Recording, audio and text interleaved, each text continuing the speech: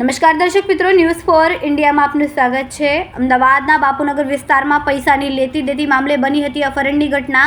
રાત્રિના 3 વાગ્યાના આસપાસ હિન્ડાઈ કારમાં 3 લોકોએ યુવકને બળજબરીપૂર્વક કારમાં બેસાડ્યો અને લઈ ગયા। માત્ર એટલું જ નહીં, વચ્ચે મામલો શાંત કરવા આવેલા વચેટિયા યુવકનું પણ અપહરણ કરાયું।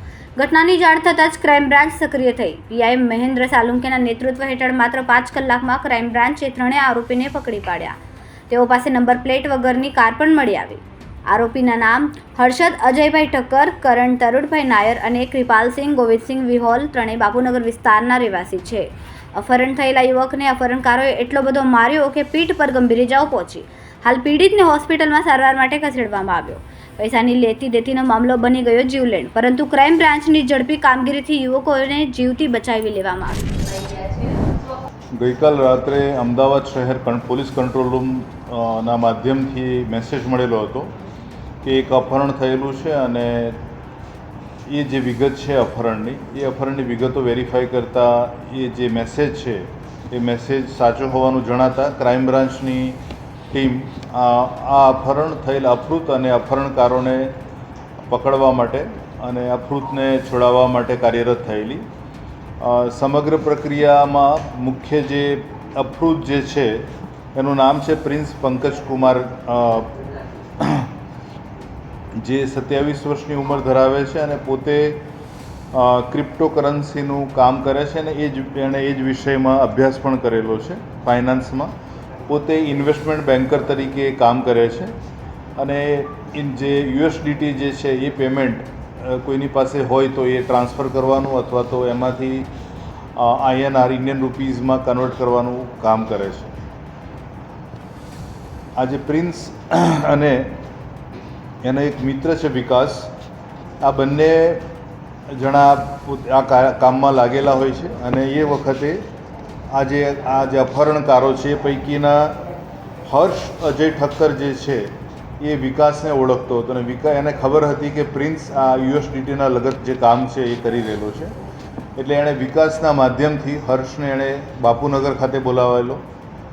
પ્રિન્સ જે છે અગોરા મોલ, જે શ્રી બાલાજી અગોરા મોલ છે SP રિંગ રોડ ઉપર, અને ત્યાંની સોસાયટીમાં જ રહે છે અને ત્યાંથી એને બાપુનગર ખાતે બોલાવવામાં આવેલો। બાપુનગર ખાતે આવ્યા બાદ વિકાસને એમણે જવા દીધેલો અને આને લઈ અને એક ટિન્ટેડ ગ્લાસવાળી નંબર પ્લેટ વગરની I-20 મારુતિ કારમાં પ્રિન્સને લઈને એ જમિયત આપણે સાયન્સ સિટી રોડના પાછળના ભાગે જે એકદમ બિલકુલ નિર્જન વિસ્તાર છે ત્યાં લાવીને રોકેલો અને ત્યાં એને એવું કહેવામાં આવેલું કે 10,000 જે USDT છે એ તારે આપવાના છે અને એના બદલેમાં તને સંજય દેસાઈ, જે એમણે એક ગ્રાહક ઊભો કરેલો, એ તને એના ભારતીય નાણાં રૂપે પૈસા આપશે। એને અપહરણ કર્યા બાદ આ જે અપહરણકર્તાઓ જે છે એની પાસેથી એને 50,000 USDTની માગણી કરેલી, જેની અંદાજે ભારતીય નાણાં આપણે ચલણ પ્રમાણે 43 લાખ રૂપિયા થાય છે એની માગણી કરેલી। પરંતુ આ જે USDTનું જે વોલેટ છે એને જે ટ્રાન્સફર કરવા માટેની જે પ્રક્રિયા છે એમાં જે પાસવર્ડ હોય છે, પાસવર્ડ ખૂબ જ મહત્ત્વનો હોય છે અને પાસવર્ડ ખૂબ જ અગત્યનો હોવાથી એના ઘરે રાખેલો હતો અને એ અવારનવાર એણે અપહરણકારોને એટલે કે કરણ ઉર્ફે આકાશ નાયક, હર્ષ અજય ઠક્કર અને કુનાલસિંહ વિહોલ, આ જે 2 જણા છે એ બાપુનગર રહે છે। કરણ જે છે એ બેંગ્લોર ખાતે અભ્યાસ કરે છે અને હમણાં રજાઓના કારણે અહીં આવેલો હતો। આ ત્રણેય વ્યક્તિઓને ખબર હતી કે વિકાસ જે છે એ પ્રિન્સનો ફ્રેન્ડ છે અને એના માધ્યમથી આખી માહિતી એમણે મેળવેલી હતી। આ ત્રણેય જણાએ એ જે પાસવર્ડ ન આપવાના કારણે એની સાથે શારીરિક ત્રાસ આપવાનો શરૂ કરેલો, એને મારવામાં આવેલો, પરંતુ એના પિતાજી સાથે વાત કરાવવામાં આ લોકો અચકાતા અને એક જ વખત વાત કરવા દીધેલી, જેના કારણે આ લોકો પાસવર્ડ મેળવી શક્યા નહોતા અને પાસવર્ડ ન મેળવી શક્યા એના કારણે આ જે 50,000 USDT જે છે અંદાજે રૂપિયા 43 લાખ રૂપિયા ટ્રાન્સફર કરવામાં એ લોકો સફળ ના રહ્યા। આખી ઘટના જે રીતે બની રહેલી હતી, સમાંતરે અમદાવાદ ક્રાઇમ બ્રાન્ચ ટીમ અપહરણના મેસેજ આધારે ટેકનિકલ અને હ્યુમન ઇન્ટેલિજન્સના સોર્સિસથી આરોપીઓને અપહૃતને શોધવા માટે પૂરતો પ્રયત્ન કરતા હતા અને આ જ્યારે આ પાસવર્ડથી USDTના નાણાં મેળવવાની પ્રક્રિયા જ્યારે આરોપીઓ કરી રહેલા હતા એ જ સમયે ક્રાઇમ બ્રાન્ચે જે તે સ્થળેથી અપહૃત અને આરોપીઓને પકડેલા છે, અપહૃતને એમાંથી બચાવેલો છે. હાલ આ જે પોલીસ એક્શન જે છે, ક્રાઇમ બ્રાન્ચ દ્વારા જે પણ પ્રોએક્ટિવ કાર્યવાહી હાથ ધરવાઈ, એમાં મુખ્યત્વે પ્રક્રિયાત્મક એટલે કે જે ગુનો નોંધાય પછીની જે તપાસ થાય એ પ્રકારની પ્રક્રિયાત્મક કાર્યવાહીના બદલે સીધે જ એક્શન્સમાં આવી અને આખા સમગ્ર ઘટનાને જે ઉદ્દેશથી ગુનો આચરવામાં આવેલો હતો એ ઉદ્દેશ પૂર્ણ ન થવા દીધેલો છે. હાલ ત્રણેય આરોપીઓને જે આરોપી જે ફરિયાદી જે છે એ શહેર કોટડા ખાતે ગુનો નોંધાવી રહેલ છે અને આરોપીઓની કસ્ટડી શહેર કોટડા પોલીસ સ્ટેશન ખાતે સોંપવામાં આવે. અપહરણના જે બનાવ અનુસંધાને ક્રાઇમ બ્રાન્ચની કુલ 3 ટીમો કામે લાગેલી હતી. એમાં જે મુખ્ય ટીમ કામ કરી રહી હતી જે RL ઓડેદરા જે અમારા સબ ઇન્સ્પેક્ટર છે એમની આગેવાનીમાં, અને એ લોકોને જ આ 3 અપહૃતકારો અને અપહૃતને છોડાવવામાં સફળતા મળેલી છે. અંદાજે આ કામ રાતના 2 વાગ્યાથી શરૂ થઈ બપોરના 12-1 વાગ્યા સુધી આખું સમગ્ર ઓપરેશન ચાલેલું હતું.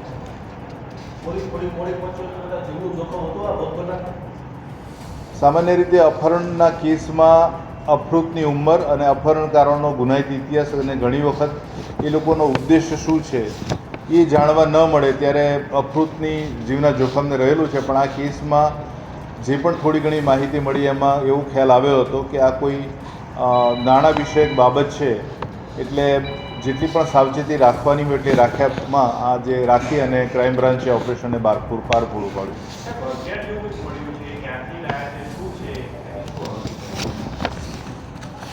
આ જે હથિયાર જે છે આરોપીઓએ ટૂંકમાં આરોપીઓનું જે વિકાસના માધ્યમથી પ્રિન્સને જે એમણે બાપુનગર વિસ્તારમાં બોલાવેલો અને ત્યાંથી એનું અપહરણ કર્યું, જે વાસ્તવિક હદ શહેર કોટડા પોલીસ સ્ટેશનને લાગુ પડે છે.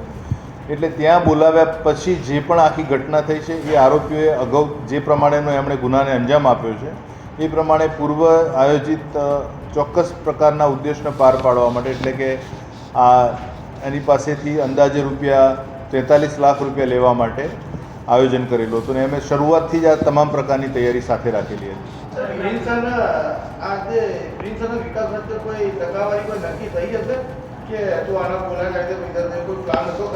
વિકાસ અને પ્રિન્સ બંને મિત્ર છે અને આ જે 3 આરોપી છે એમને એવો અંદાજ હતો કે અમારા બોલાવાથી એ વ્યક્તિ નહીં આવે, કારણ કે આ અપહરણ પહેલાં ત્રણેય આરોપીઓ દ્વારા એને એવું કહેવામાં આવ્યું હતું કે $10,000 એક વ્યક્તિ પાસે છે, અથવા તો તમે પણ આપો તો અમે તમને એના ભારતીય ચલણના જે પણ નાણાં છે એ આપીશું એની સામે. એટલે પ્રિન્સ દ્વારા એવું પણ કહેવામાં આવ્યું હતું કે અત્યારે હાલ પૂરતા મને તમે $1 લાખ આપો અને ત્યારબાદ આગળનું જે ટ્રાન્ઝેક્શન્સ છે હું કરીશ. એટલે ત્રણેય આરોપીઓએ શરૂઆતમાં એને લલચાવવા માટે $1 લાખ પણ આપેલા હતા. વિકાસ જે છે એને આરોપીઓ સાથે એ પ્રકારનો કોઈ સંબંધ નથી કે જેથી એ આરોપીઓ સાથે મળી અને વિકાસને બનાવ સડે લાવે.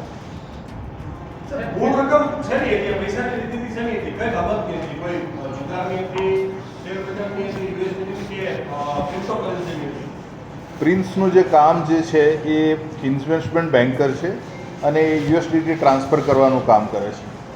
અને એ આ ત્રણેય આરોપીઓને ખબર હોવાને કારણે પ્રિન્સને જો આ પ્રકારે દબાણમાં લાવવામાં આવશે તો એની પાસે વધુ, મતલબ એના વોલેટમાં કદાચ 10,000 નહીં પણ એનાથી ઘણા બધા ક્રિપ્ટોકરન્સી નાણાં હશે એવું માની અને એનું અપહરણ કરવામાં આવ્યું.